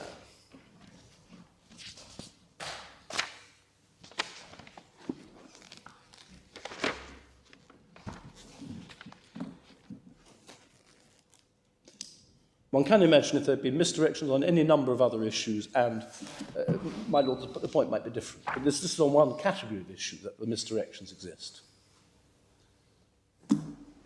My lords, unless there's anything... Do they all hang together? I mean, ultimately, if one comes back to the core of the case, which I think Lord Toulson put to you at some point, namely, the knowledge of Rooney's interests, the deliberately keeping him out of the loop, as is alleged, and in that light, the steps taken to change directors and to hold himself out as director and sell as director, those are all, I suppose those go partly to the first two counts, do they? Conspiracy. Yes, the conspiracy, yes. And one should add at the very end the receipt of monies into his personal company. So that all goes to the first two counts, but it also goes to the sales, the on sales. So you would say they all go together. Oh yes, they all go together. In my submission, in one sense, dishonestly procuring the execution of valuable securities is a simpler count to prove, because you don't have to prove anything about Wood's intentional knowledge. I mean, I submit that all you have to look at is the first appellants. Yeah. And in my submission is absolutely... Although all the subsequent counts were also ones said to involve... No, they weren't said. No, the counts themselves, they're in the core bundle. Yeah. The counts, I mean, in relation to the procuring the execution of valuable securities by deception, that is simply, the deception is simply that of the first appellant, by pretending to be a director when he knew perfectly well he wasn't. Yes, no, quite. And that's a much more straightforward count. The other account obviously does involve some knowledge or participation, intentional participation by Wood in the conspiracy. Yes, well, where do we get that from? Well, my lords, that's a matter of inference. I imagine the point that's taken against me is the judge makes misdirections about Wood's... Yes, exactly, about Wood's knowledge. Well, my lords, I think all I can say is, well, you get that from the matters which I've already adverted to. Namely, there was a deliberate share transfer which was contrary to the articles and so on. My lords, it may be... Wood doesn't necessarily thereby know that Roon is going to hold himself out as... Well, my lord, I accept... So on, does he? I accept that the conspiracy... I accept that, my lords. I think, my lords, I would accept the conspiracy charges may give rise to this difficulty, namely, it is not so obvious. I mean, bearing in mind there was a misdirection in relation to Wood's state of mind, if I can put that way, it's not necessarily so obvious that the conspiracy charges would have been upheld or would have been found proved, because the jury might have said to themselves, well, I'm quite satisfied that Cassell entered into this plan with his own intention, but I'm not satisfied that Wood had any idea about it. And Wood just went along with what he might have thought was a pretty sharp plan, but without any particular intention to deceive anyone. Yeah. They do have to prove. It's interesting, I hadn't spotted that, but I'm looking at the... it's an amended indictment, isn't it? It came into existence rather late in the day. But, yes. Curiously, the conspiracies to defraud are not charged as... I mean, the defendants who are charged are Cassell personally and the Cassell and Lewis company, but they're not charged as conspired with each other and with Wood, as the usual form would be. No. They're charged as conspired, those two, with Wood. With Wood. And others unknown. Well, there aren't the others unknown, are there? No. So that must mean conspired together, doesn't it? As well as with Wood, yes. I think so. I'm just wondering if they do have to prove Wood's state of knowledge in order to... If Cassell and Lewis are shown to have intended to cut Rooney out. Yes. And dishonestly to do so. Is that this offence or not? Well, my lords, that raises the question of, well, I would have thought on standard understanding, conspiracy involves mens rea on the part of each of the conspirators. If one doesn't know, the other does know, then it's difficult to say that if A knows what's going on, if A knows that as a malevolent intention, but B doesn't, Yes. then, my lords, there may be an agreement between A and B. I'm sure there's authority in this. What I'm embarrassed about is not recalling the answer. I was under the impression that it's established that a one-man company can conspire with the company. Yes. This has certainly arisen. Sure. Yes. Well, that would be right. Yes. Can. Yes. My impression was that this might be rather difficult, so we'd need to check that.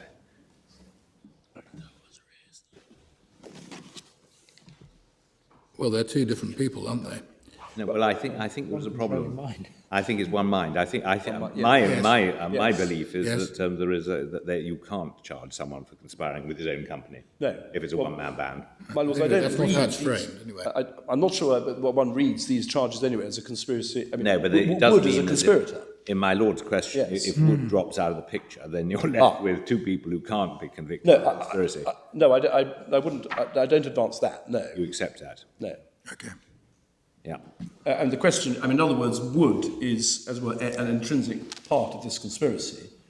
The question would then be, my lords, I don't know if it's been raised in our cases, but the question is, well, what if Wood didn't know what Cassell was up to? Yeah. But he nonetheless agrees to do what Cassell asks him to do. What does he do? He cooperates in the application to... Well, first of all, he sells his shares. Sells his shares. That may have been before there was any skullduggery. Yes. And he applies for... And it supports the application. Yes, He which- supports the application to And that's restore. about, yes. He's not party, is he, to the resolution at page 207, which arguably is absolutely the centre of this case. No. I don't think there's any specific evidence that he was a party to any of the sales. He may have known about them or not, but my lord, even if he knew about them. He certainly doesn't tell Rooney what's going on. No, he keeps that from Rooney. Right. But my lords, even if the conspiracy account, even if there's a question on the conspiracy counts on the basis that the judge misdirected the jury as to Wood's state of mind, that doesn't at all affect the other 9 counts, or in fact the 7 remaining counts of those 9 counts. Wood wasn't called. Was it? No. No. Can you remind us of the affidavit sworn by Wood? In the application to support, I think it's at volume 5. 91, isn't it? 59 or 91 maybe. 90 or 91. 92. 92. 91. 1807.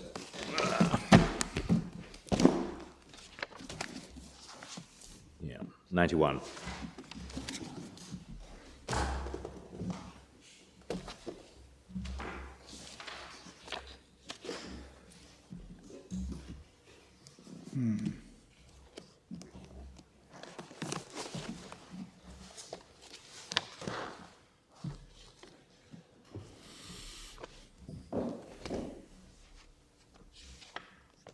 Well, I suppose the most that can be said is that Wood doesn't appear to have said, well, what about Rooney? What are you going to do about him? But he knows that the purpose is for Cassell to get on with managing the real estate business of the company, but I suppose that doesn't really necessarily mean that Wood knew that Cassell wasn't going to do a deal with. No. Well, I think I'd have to show that at least Rooney. Wood was party to an agreement. Yes. Well, this stage, you've got to show that no jury could sensibly have concluded I agree. otherwise. Yeah.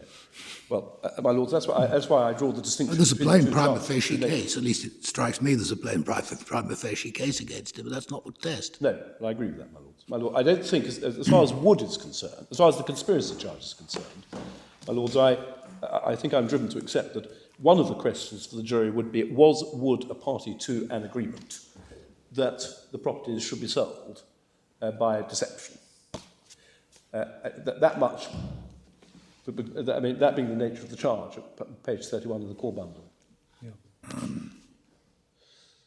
So, it would follow that that you would accept that we should be quashing the conviction on counts 1 and 2, and also I think it's agreed that the convictions on counts 9, 10 and 13 are to be quashed. Yes, and 14. And 14. 9, 10, 13 and 14. Well, 14's already gone, but... Ah, right. 14's 9, gone. 9, 10 and 13. So, if that's right, Well, What would follow? well, I'm just thinking about sentence. Yeah. Yeah. yes, my lords. I'm just sorry. I'm looking at. Am I? Which are we on page 32, 33? My lords, which counts are we looking at? I was looking at page 30. As I understand it, there are two conspiracy counts, which are 30 and in the amended indictment. Yeah. 30 and 31, and they're conspiracies with Wood. Yep. And my lords, I can see that it might be said, well, there may be a case for that, but it's not inevitable. No, we've been through all this, yes, And then we've got that point. after that, my lords, as I read it, the counts.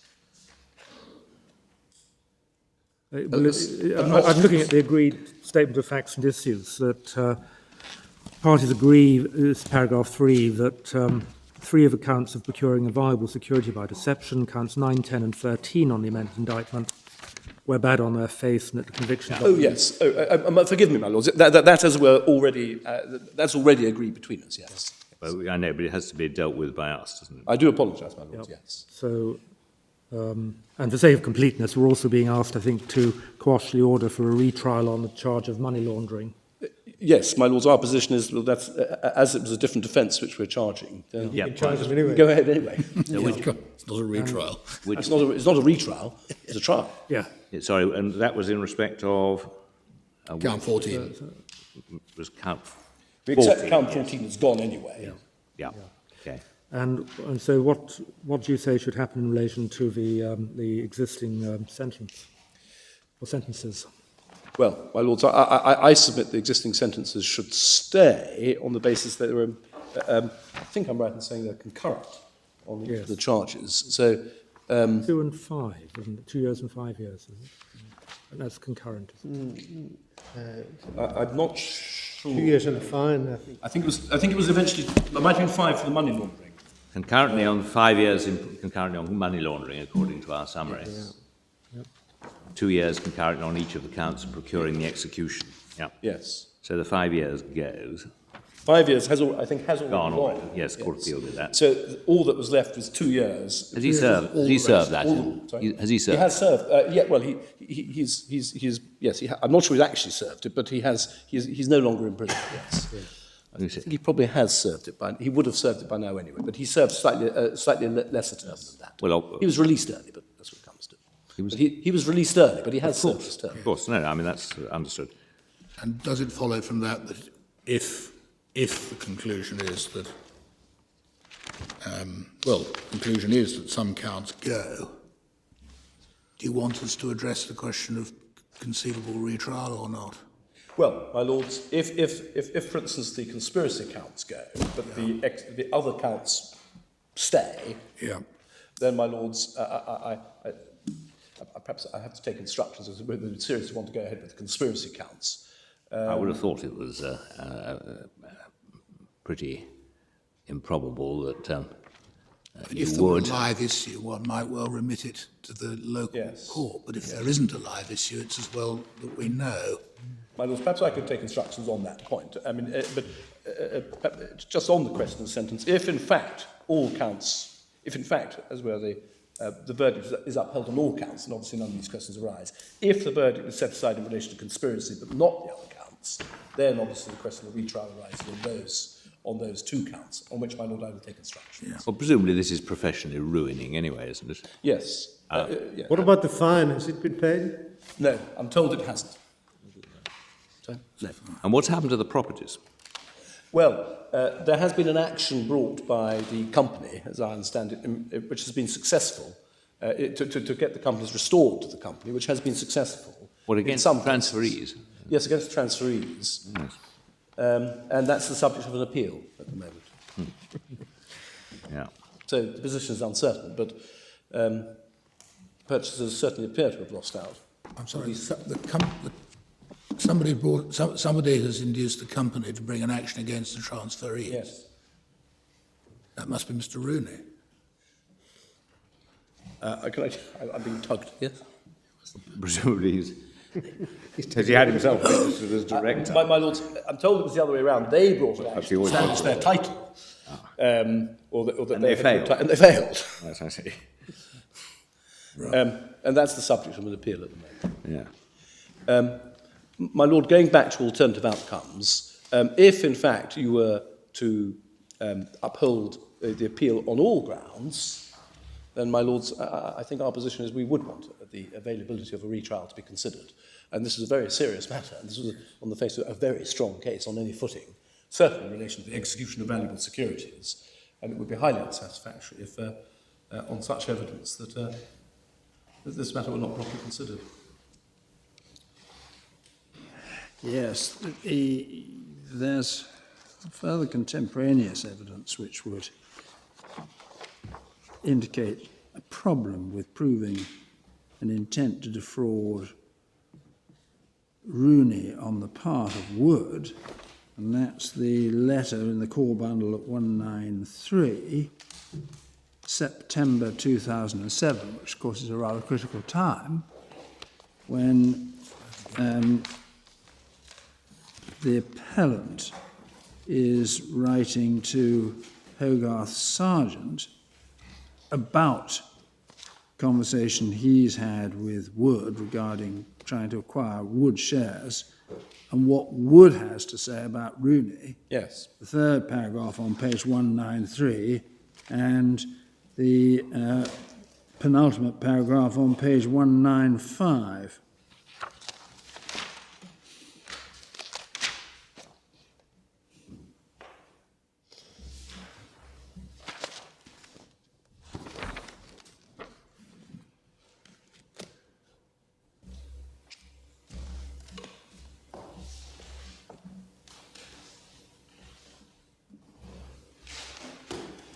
When you say the third paragraph, the paragraph beginning, you have indicated it, where Wood was under the impression he had no Correct. idea who he was. Yes.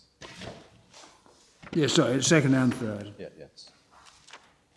Yes.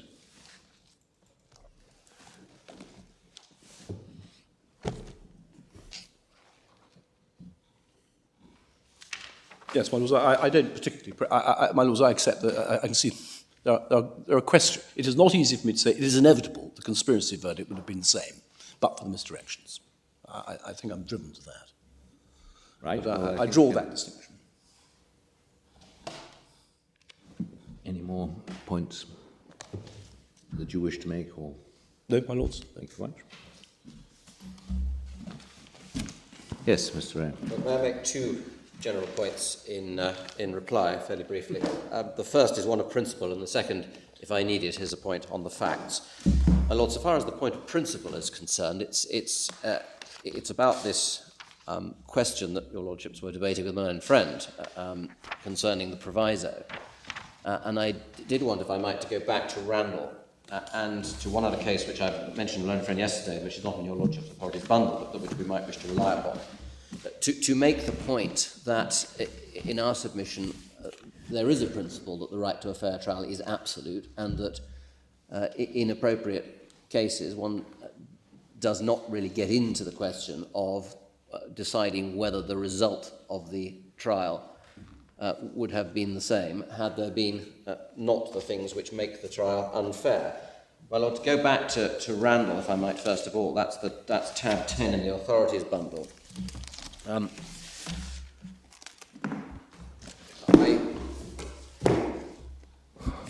I said earlier, I think, in the course of my submissions, perhaps I was seeking to respond to something that was being said by one of your lordships, that perhaps some of the observations in Randall might be said to be obiter. I on reflection, don't accept that.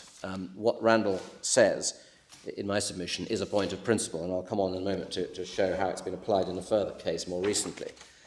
But we see it's the critical paragraph your lordship's already been taken to, paragraph 28, the statement that there will come a point when the departure from good practice is so gross or so persistent or so prejudicial or so irremediable, and I emphasize it's or in each case. It's not that irremediability is one of the is a consideration which might change things. If it's any of those, gross, persistent, or prejudicial as well as irremediable, an appellate court will have no choice but to condemn a trial as unfair and quash a conviction as unsafe, however strong the grounds for believing the defendant to be guilty. And then this, the right to a fair trial is one to be enjoyed by the guilty as well as the innocent. My Lord, one can't be more specific about it than that in our respectful submission. Not that I'm to be taken to be conceding anything on my client's behalf about that by raising that point, but that's the way that it's put there. And while it's true that the board then does go on to ask itself whether it can be sure that the matters of which complaint is made did not inhibit the presentation of the defence case, that's the end of paragraph 29, almost the end of paragraph 29, or distract the attention of the jury from the crucial issues they had to decide. That is not tied in any way to the particular facts of that case. In particular, it's not tied to the fact that it was a case where the problem was prosecutorial misconduct rather than judicial misconduct or judicial misdirection, nor is it tied to the fact that the defendant in that case gave evidence and might have been unable to present his case as clearly as he might otherwise have wanted to do. My Lord, the other case in that context I wanted to mention, could I ask if that passed up to your Lordship? So as I indicated to my friend yesterday that it would be one that we'd want to go to. It's the Michal case, the Michel case rather. Don't get called.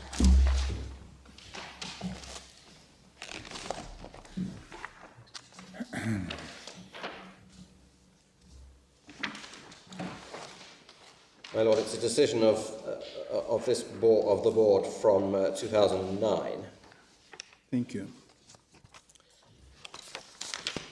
And my Lord, I can take it. If I can take your Lordship to the first page of the judgment proper, delivered by Lord Brown, page 881. Yes. He starts by saying, not often is defence counsel able to turn the appeal court feeling from rueful concern to eventual deep dismay. In fact, it was my learned friend who was the counsel in that case. Such, alas, they say, as Lord Brown says, is the position in this case, and overwhelming though the evidence against the defendant may appear to have been, the board can see no alternative but to set the conviction aside. Sorry, which paragraph was that then? Paragraph 1, my Lord. Oh, right, no, yes, right. So the outcome is announced right at the outset. And my Lord, can I just very, very briefly look at the facts of the case, because they're pretty striking, given what the board ultimately did. We go to it was a case of alleged money laundering, essentially, or handling the proceeds of crime against an accountant. And middle of the way through paragraph 9, just below letter D, we can see that it says in each instance it was alleged the defendant and Mrs. Gallican set up companies or trusts for the clients using false or nominee beneficial ownership or settlor details, and that they would place funds on deposit and then either purchase property for them, meet their expenses, or physically return the funds in cash to them while maintaining their anonymity. It was said that they arranged for payments to be led in and out of deposit accounts, etc. The defendant and Mrs. Gallican did not dispute most of the facts alleged by the prosecution. They accepted that they provided all these various services to their clients. Their defence, however, was they did not know or suspect that any of their offshore clients were criminals, or that they were dealing in the proceeds of crime. The defendant gave evidence to this effect. Mrs. Gallican exercised her right to silence. 11. There was undisputed evidence that between January 1993 and July 2001, £4.6 million in cash was made available to 52 clients. Skipping a sentence about the temporality of the particular act, of the £1.5 million, £1.2 million was hand-delivered by the defendant in England by taking the money from Jersey, over from Jersey in person. Some 2.6 million of the 5.6 million total came from clients. Cash which was never banked but simply kept in a pot for use as and when needed for delivery to other clients, and some 3 million from various pooled accounts at banks, and so on. And then the board turned to the ground of appeal, which was the fairness of the trial. In that case, the allegation, the complaint was that the commissioner who had been presiding with the jurats had interrupted repeatedly and acted in various respects in an unfair manner. And the board come fairly shortly to the conclusion that the trial on that account could not be supported. But then, my Lord, this, which is important for present purposes, is what we find at paragraph 26.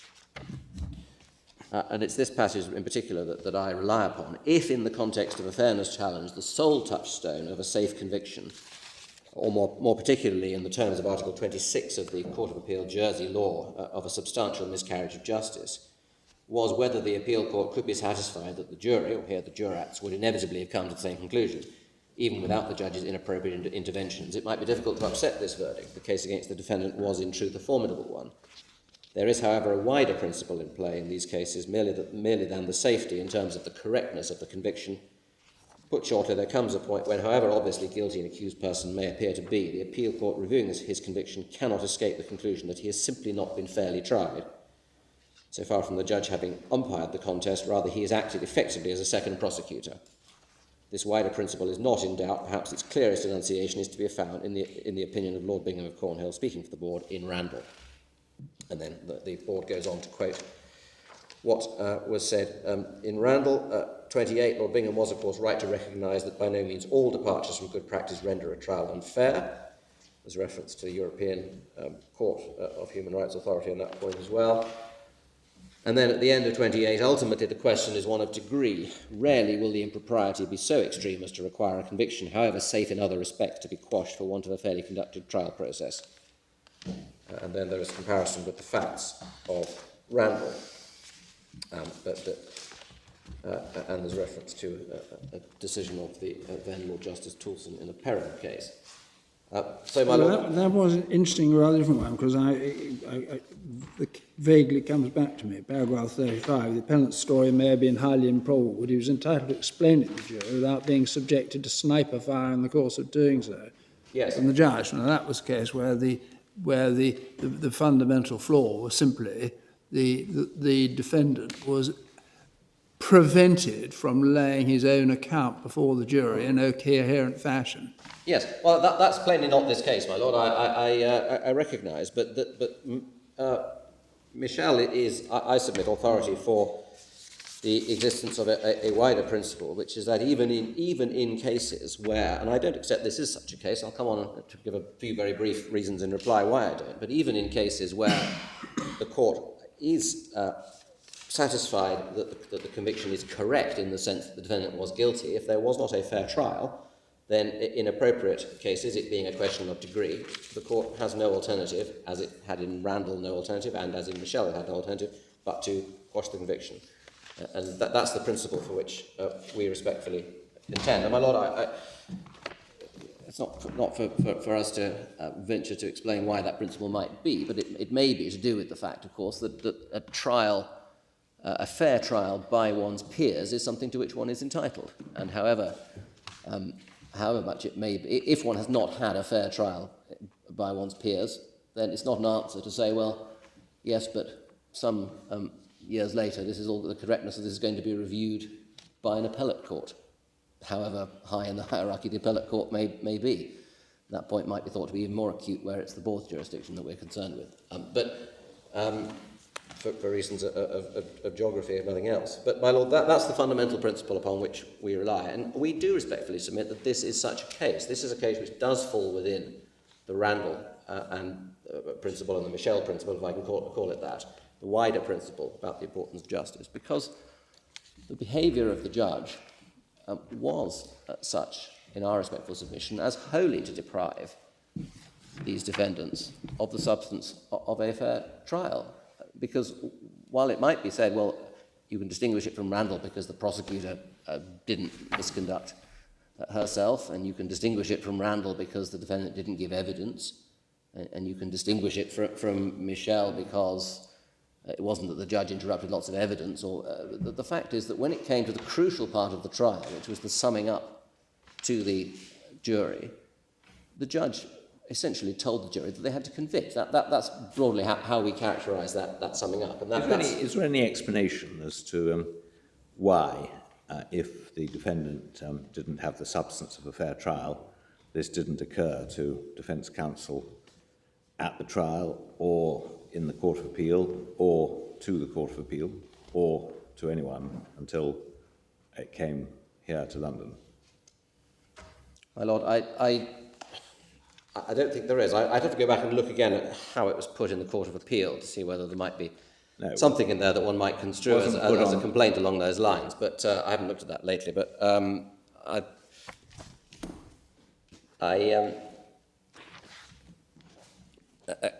accepting provisionally that I'm sure your Lordship is right, that it wasn't put that way in the Court of Appeal. It's not a point that tells on the question in my submission if there wasn't a fair trial. Just as a matter of completeness, I mean, there are obviously passages in Michel which are helpful to you and maybe of general application. Do you know what the test applied on appeals against conviction in Jersey is? It looks as if it's Article 26. Article 26, I'm not sure we've got a copy of Article 26 Don't worry. printed out here. We can find one if need be, but it appears, well, it's substantial miscarriage of justice. It looks as if that's the test for allowing the appeal, doesn't it? Yeah.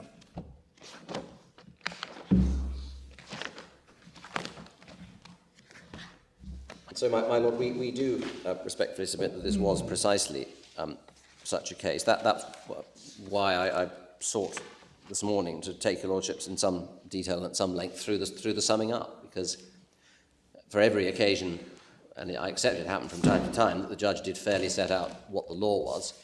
He then immediately followed it up, more or less, by telling the jury what it was that they ought to decide. And it's no good to say, as my own friend perfectly accurately in point of fact says, that the jury were told that they had to assess the defendant's honesty or dishonesty, if the judge then goes on more or less to tell them that the answer to the assessment is that he was dishonest. Yeah.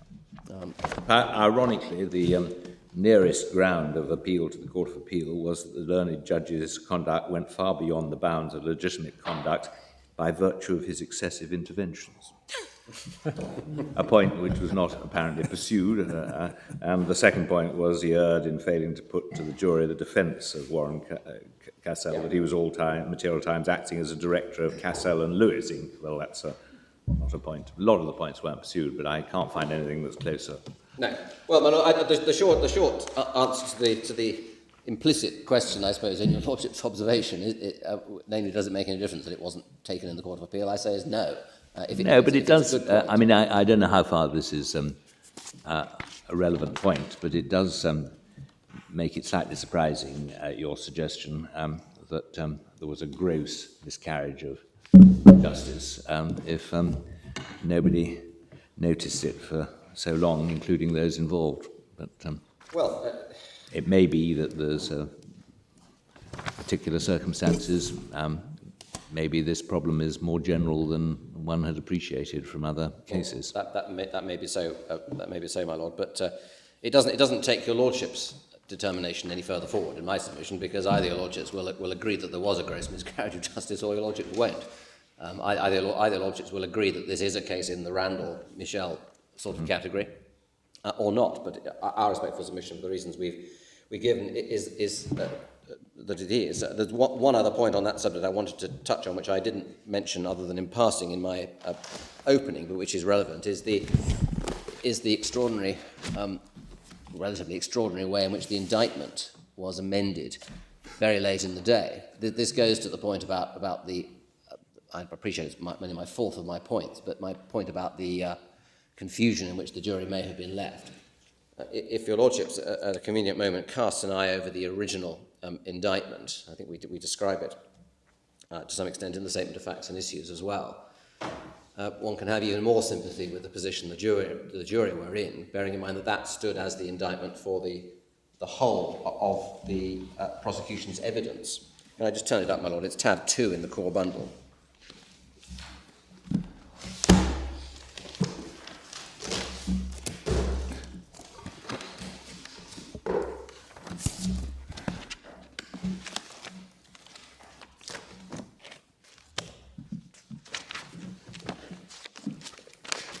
It's a 26-count indictment.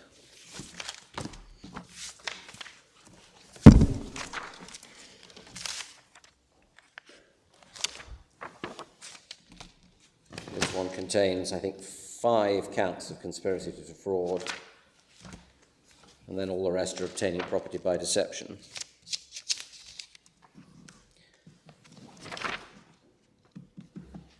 Procuring the execution of valuable security by deception. That's where at 16 it picks up. Procuring the execution of valuable security by deception. So I merely make the point that what on earth the poor jury was supposed to make of all this. in our submission. Well, you're absolutely right. It's a hopeless document. But I mean, we don't even know whether they have had a copy of it, do we? I think I read in the directions to the jury, the judge saying that unusually he was going to give them a copy. At that stage. The amended one, yeah. Yeah.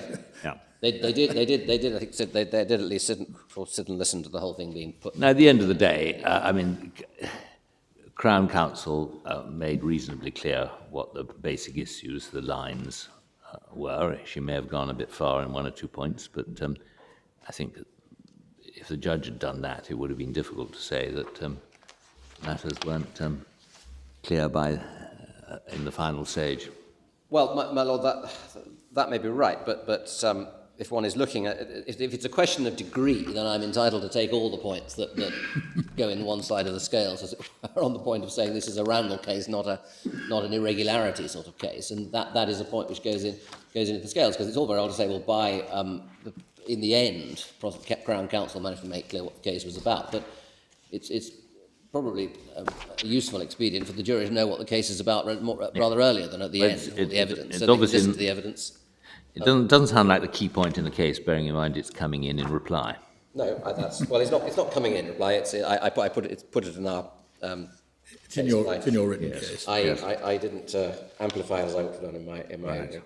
On the point of fact, my lord, if contrary to what we submit, your lordships think that this is a case where the real question is, can you be certain that the jury would have convicted, and if so, you're inclined to apply the proviso, then our respectful submission is that it is not such a case. So far as the conspiracy counts are concerned, my learned friend didn't quite concede that, but very fairly accepted the difficulties in finding that inevitably the jury would have convicted on the basis, as they would have had to on the conspiracy counts, that Wood was party to this dishonest stratagem.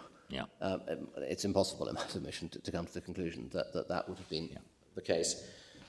What's your position on a retrial on two hypotheses? One is that it is simply those counts and the other miscellaneous ones which are set aside, with the bulk of the counts standing as convictions. Two, assuming we set aside all the convictions. What's your position on a retrial? My lord, I would submit either way that it's not a matter for a retrial in circumstances where the sentence has been served. The matter is it's relatively historic. I mean, by the standards of these things, perhaps not, but it's still quite a while ago. And it doesn't, in our submission, it doesn't justify a retrial. But if your lordships were minded to do so, then it would be a matter for the local court. Remitted to the local court. I mean, there are obviously professional implications in a conviction, independent of the sentence, and anyway, you'd say at worst remitted. Yes. Yes. I mean, Lord, just finally, if I might, then, on the question of leaving aside then the conspiracy charges, on the question of the procuring execution of valuable security charges, if it is appropriate to ask whether the jury would inevitably have convicted, putting it another way, whether your lordships are sure that the jury would have convicted, in my submission, it's not such an open and shut case as my learned friend indicates or submits, and part of the reason for that is one does need to look with a fairly close focus in my submission at what it was that the prosecution actually had to prove on those counts. My lord, the counts are 3 onwards, as your lordships know, in the further amended indictment behind tab 3 at page 31. They're more or less the same on each occasion, but with different properties. Dishonestly, with a view to gain for themselves, dishonestly procured a purchaser to execute a valuable security, namely a cheque, by deception, namely by falsely representing to the purchaser that they were lawfully entitled to sell the land, namely block 13, etc. I do say in passing, as far as the company is concerned, it's very hard to see how that charge ever sticks against the company. But the more fundamental point is my lord, this, that the question is not whether Mr. Cassell believed in point of law that he was a director. And the question is not either whether he believed in point of law that he was lawfully entitled to sell the properties or to cause the company to sell or to purport to sell the properties. The key question in my submission, even if you are against him or you are sure the jury would have been against him properly directed on those questions and on the question of whether he thought he was lawfully entitled to sell the land, is whether he was dishonest by ordinary standards and realised that he was dishonest. And my learned friend emphasises aspects of the evidence in his submissions which are said to go in the prosecution's favour to that point. But in my respectful submission, it's not necessarily as straightforward as that, because if one steps back for a moment and doesn't approach it with the mindset of presuming, for the purposes of argument, dishonesty and seeing whether everything is consistent with it, but tries presuming lack of dishonesty, tries presuming honesty, then there are aspects of this of the conduct of the defendant which don't require one, in my respectful submission, necessarily to make a finding of dishonesty. My friend emphasises that concerns were expressed in July 2007 about the ability to transfer these properties, but he goes ahead and does it in a way which is quite plainly going to be found out in due course. It's a matter of public record what's happening.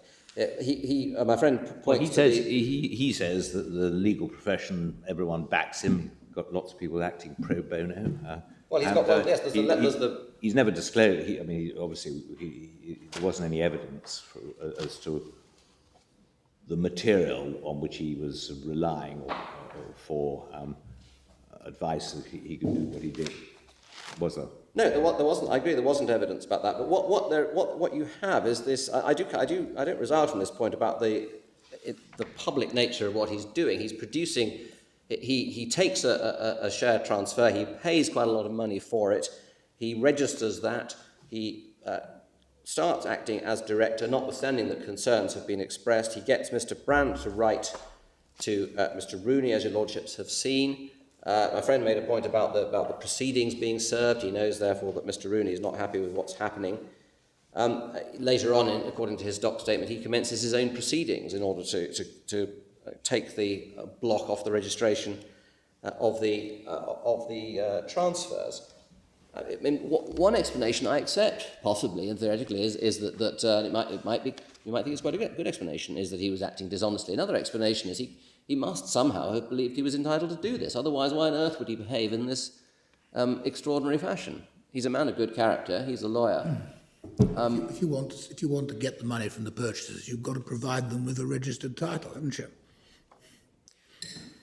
Well, my lord, you have, but you don't necessarily have to go about it in the way in which he did. There are a lot of rather less. I don't need to tell you, lordship. There's a lot of rather less sophisticated ways of parting people from their money than going about spending quite a lot of money on buying a majority shareholding in a defunct company, getting it restored to the register, filing that at the company's registry, and so on and so forth. I suppose the case against you and the inference one might draw from the documents is that he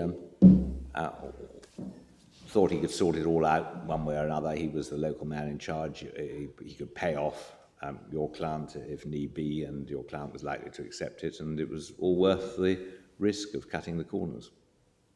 That's the. Your lordship means Mr. Rooney. He could have paid. He could have. Yes. No. Well. He never really thought it was going to come to a head like this. He'd be able to sort it out with his connections and with his position and with the fact that Rooney was clearly prepared to take some money. And that was all. And the question for your lordship is: Are you certain that the jury, properly directed, would have discounted that possibility? In my submission, that admits of a negative answer. Well, no. You see, the trouble is that's dishonest.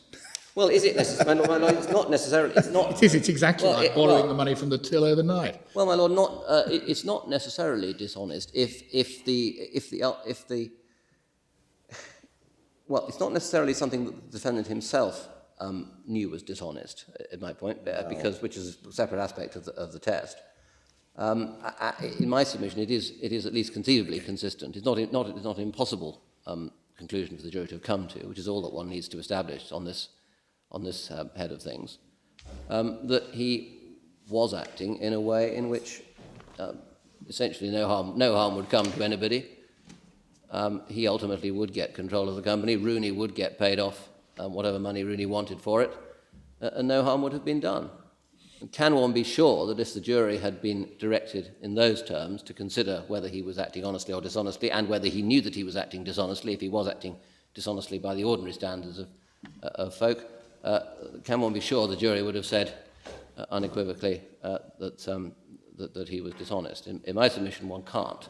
And bearing in mind, as one always does, of course, but the gravity of the charge against him, it would be wrong in my submission to complete the dots, as it were, however tempting that might be, based upon one's general impression of the case. Well, those are my submissions. Right. Thank you very much indeed. Can I just say something about Michel, apart from what a great decision it was? My Lords, it is in my submission important just to see... You were in it. I was for the defence. It is important just to note just how strong the test has to be, just from looking at how it's put in paragraph 1 and one or two other paragraphs. And eventually their lordships moved to eventual deep dismay, simply by reference to the number and character of the judge's interventions. It's got to be something... And then, that's in paragraph 1. And then you go to paragraph 27, where the criticism is the judge, having umpired the contest, judges, rather than umpiring the contest, has acted as a second prosecutor. And this is a case where the judge is part of the prosecution team, and that was the whole attack. And my Lords, one can see how the unfair trial point runs, obviously rather easily in that. My Lords, the next point is in paragraph 31. In 28 says ultimately the question is one of degree. Yes, 28 is one of degree. And that was a case where there were just, my Lords, I think I remember I was on my feet all morning just going through the judge's interventions. I mean, there were and the board only gives you a slight indication. 18% of the question. Yes. So, and my Lord, he just ran the prosecution.